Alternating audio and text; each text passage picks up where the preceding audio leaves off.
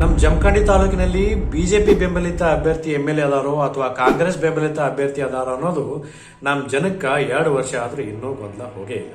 ಯಾಕಂತೀರಾ, ಇಲ್ಲಿ ಈ ಗೊಂದಲ ಆಗೋದಕ್ಕೆ ಕಾರಣ ಇಂದು ಮತ್ತೊಂದು ಹುಳವನ್ನ ಜನರ ತಲೆಯಲ್ಲಿ ಬಿಟ್ಟಿರೋದು. ಆ ಹುಳ ಏನಂದ್ರೆ, ಸಾವಳಗಿ ಗ್ರಾಮ ಪಂಚಾಯಿತಿಯನ್ನ ಪಟ್ಟಣ ಪಂಚಾಯಿತಿಗೆ ಮೇಲ್ದರ್ಜೆಗೆ ಏರಿಸಲು ಮನವಿಯನ್ನು ಕೊಡಲಾಗಿದೆ ಎನ್ನುವ ಪ್ರಚಾರ.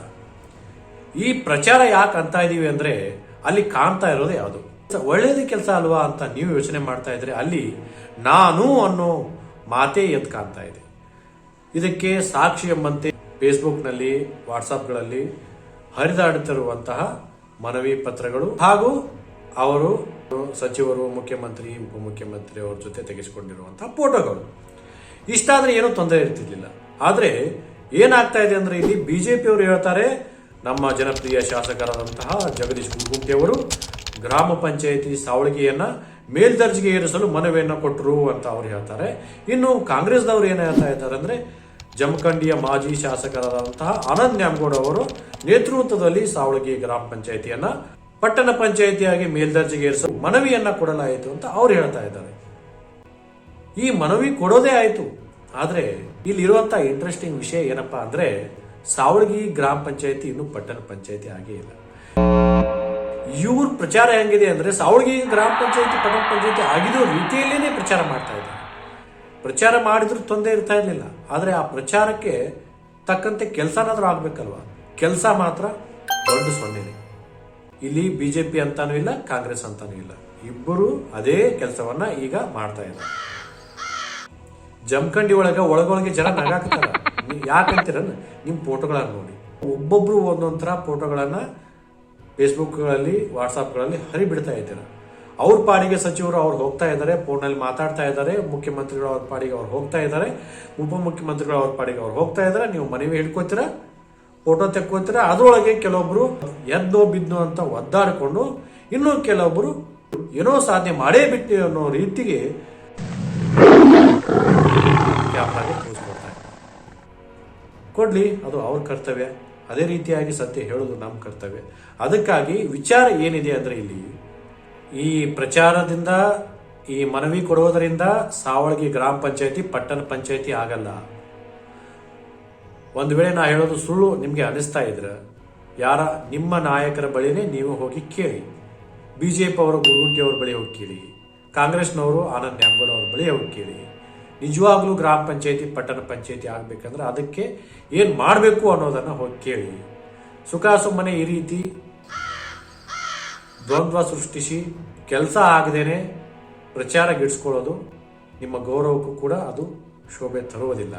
ಆದ್ದರಿಂದ ಗ್ರಾಮ ಪಂಚಾಯತಿಯನ್ನ ಪಟ್ಟಣ ಪಂಚಾಯತಿಯನ್ನಾಗಿ ಮಾಡಿಕೊಳ್ಳೇಬೇಕನ್ನೋದು ನಿಮ್ಮ ಅಚಲವಾದಂತಹ ಒಂದು ಉದ್ದೇಶ ಇದ್ರೆ, ಅದಕ್ಕೆ ಆದಂತಹ ಒಂದು ಪ್ರಕ್ರಿಯೆ ಇದೆ. ಆ ಪ್ರಕ್ರಿಯೆಯ ಮೂಲಕ ಅದನ್ನ ಪಡೆದುಕೊಳ್ಳಿ.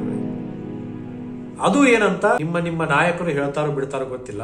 ನನಗೆ ಸಿಕ್ಕಂತಹ ಮಾಹಿತಿಯ ಪ್ರಕಾರ ಏನ್ ಮಾಡಬೇಕು ಅದಕ್ಕೋಸ್ಕರ ಅನ್ನೋದನ್ನ ನಿಮ್ ಮುಂದೆ ಇಡ್ತಾ ಇದ್ದೀನಿ. ಏನ್ ಮಾಡಬೇಕು ಅಂದ್ರೆ,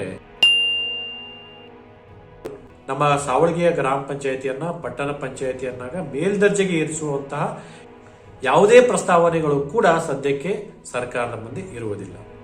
ಅಂದ್ರೆ ಪ್ರಸ್ತಾವನೆಯನ್ನ ಯಾರು ಸಲ್ಲಿಸಬೇಕು? ಗುಡುಗುಂಟಿ ಅವರು ಅಲ್ಲ, ಆನಂದ್ ನ್ಯಾಮಗೌಡ ಅವರು ಅಲ್ಲ.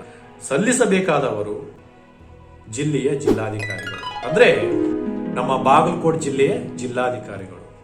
ಇವರು ನಮ್ಮ ಸಾವಳಗಿಯ ಗ್ರಾಮ ಪಂಚಾಯತಿಯಿಂದ ಪಟ್ಟಣ ಪಂಚಾಯತಿಯಾಗಿ ಮೇಲ್ದರ್ಜೆಗೆ ಏರಿಸಲು ಎಲ್ಲ ರೀತಿಯ ಅರ್ಹತೆ ಹೊಂದಿದೆ ಅಂತ ದಾಖಲೆ ಸಮೇತ ಪ್ರಸ್ತಾವನೆಯನ್ನ ಸಲ್ಲಿಸಬೇಕಾಗುತ್ತೆ. ಆದ್ರೆ ಇವ್ರು ಯಾರಿಗೆ ಸಲ್ಲಿಸಬೇಕು?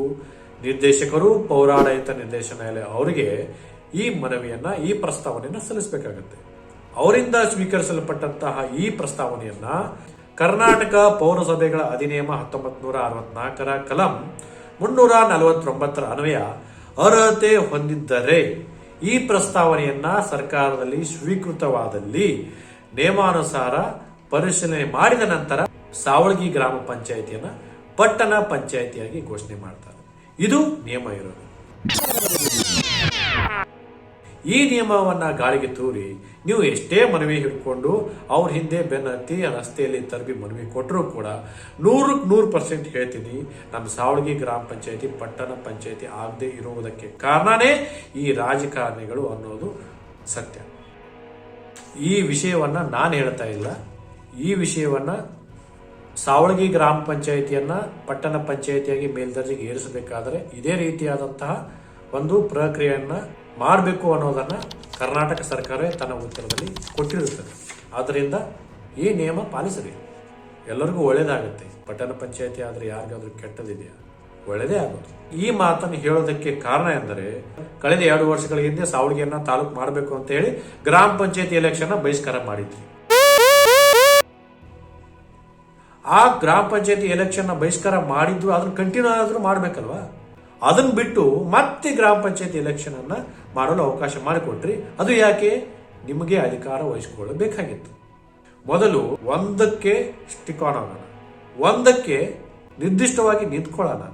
ಅಧಿಕಾರ ಬೇಕಾದಾಗ ಒಂದು ರೀತಿ ಮೂವ್ ಆಗೋದು, ಆಮೇಲೆ ಈ ರೀತಿ ಮಾಡೋದು ಎಲ್ಲ ಜನರಿಗೆ ಏನಿಸ್ತಾ ಇದೆ ಅಂದ್ರೆ ಕೇವಲ ಪ್ರಚಾರ ಅನಿಸ್ತಾ ಇದೆ ಹೊರತು ಇದು ಕೇವಲ ಬಿಟ್ಟಿ ಪ್ರಚಾರ ಅನಿಸ್ತಾ ಇದೆ ಹೊರತು ಕೆಲಸ ಮಾತ್ರ ಶೂನ್ಯವಾಗಿದೆ. ಇದು ಎಲ್ಲ ರಾಜಕಾರಣಿಗಳಿಗೂ ಅನ್ವಯ ಆಗತಕ್ಕಂತೆ. ಜಮಖಂಡಿ ಕೆಲವರು ಹಿರಿಯರು ಏನು ಹೇಳಾಕ್ತಾರ ಗೊತ್ತೇನು? ನಿಮ್ಮ ಈ ಪ್ರಚಾರ ನೋಡಿ. ಜಮಖಂಡಿ ನಡುಗಡೆಯಲ್ಲಿರುವಂತಹ ಜನರು ಬೆಳಗಾವಿ ಸುವರ್ಣಸೌಧಕ್ಕೆ ಹೋಗಿ ಆ ಸಚಿವರನ್ನ ಭೇಟಿಯಾಗಿ ಫೋಟೋ ತೆಗೆಸ್ಕೊಂಡಿದ್ದೇ ಸಾಧನೆ ಆಗಿಬಿಟ್ಟಿದ್ ನಿಮ್ದು. ಕನಿಷ್ಠ ಒಂದು ರಾಷ್ಟ್ರೀಯ ಹೆದ್ದಾರಿಗೆ ಒಂದು 4 ಓಲಾ ಬಸ್ ಆದ್ರೂ ಕೇಳಕ್ ಬರ್ತತಿಲ್ವ ಅಂತ ಚಿಮಾರಿ ಹಾಕಾಕ್ತಾರ. ಸ್ವಲ್ಪ ಅದ್ರ ಬಗ್ಗೆನೂ ವಿಚಾರ ಮಾಡ್ರಿ. ಇದು ನಿಮ್ ತಲೆಗೆ ಹೋಗೋದಿಲ್ಲನೇ ಬಿಡ್ರಿ. ಯಾಕಂದ್ರ ಈಗ ಸದ್ಯಕ್ಕೆ ನಿಮ್ ತಲೆಯಾಗಿ ಇರೋದು ಒಂದೇ ಒಂದು ತಾಲೂಕ್ ಪಂಚಾಯತಿ ಜಿಲ್ಲಾ ಪಂಚಾಯತಿ ಎಲೆಕ್ಷನ್ನೇ ನಿಮ್ ತಲೆಯಾಗಿ ಕುಂತ್ಬಿಟ್ಟದೆ. ಈ ವಿಚಾರ ನೀವು ಮಾಡೋದಿಲ್ಲ, ನಿಮ್ ಪ್ರಚಾರ ಬಿಡೋದಿಲ್ಲ. ನೀವು ಪ್ರಚಾರ ಮಾಡ್ರಿ, ಆದ್ರ ಜನರು ತಮ್ಮಲ್ಲಿ ಒಳಗೊಳಗೆ ನಗಾಕ್ತಾರೆ ಫೋಟೋ ನೋಡಿ. ಅದನ್ನು ವಿಚಾರ ಮಾಡ್ರಿ. ಯಾಕಂತೀರನ ಇನ್ನು ಏನು ಹೇಳ್ಬೇಕಾಗಿಲ್ಲ, ಇಷ್ಟು ಹೇಳ್ತಾ ಇನ್ನು ಈ ವಿಚಾರ ನಿಮ್ ಮುಂದೆ ಹೇಳ್ಬೇಕಾಗಿತ್ತು. ಈ ಚರ್ಚೆಯನ್ನ ಬಿಟ್ಟು ಕೆಲಸ ಮಾಡ್ರಿ ಅಂತ ಹೇಳ್ತಾ ಸಾರ್ವಜನಿಕರ ಪರವಾಗಿ ಈ ಮಾತನ್ನ ಹೇಳ್ತಾ ಇದ್ದೀವಿ. ಸಾರ್ವಜನಿಕರಲ್ಲಿ ಚರ್ಚೆ ಆಗಿರುವಂತಹ ವಿಷಯಗಳನ್ನು ನಿಮ್ಮ ಮುಂದೆ ಇಡ್ತಾ ಇದ್ದೀವಿ ಅಷ್ಟೇ. ಅದರ ಪ್ರಚಾರ ಸ್ವಲ್ಪ ಕಮ್ಮಿ ಮಾಡ್ರಿ, ಸ್ವಲ್ಪ ಕೆಲಸ ಜಾಸ್ತಿ ಆಗಲಿ ಅನ್ನೋದಷ್ಟೇ.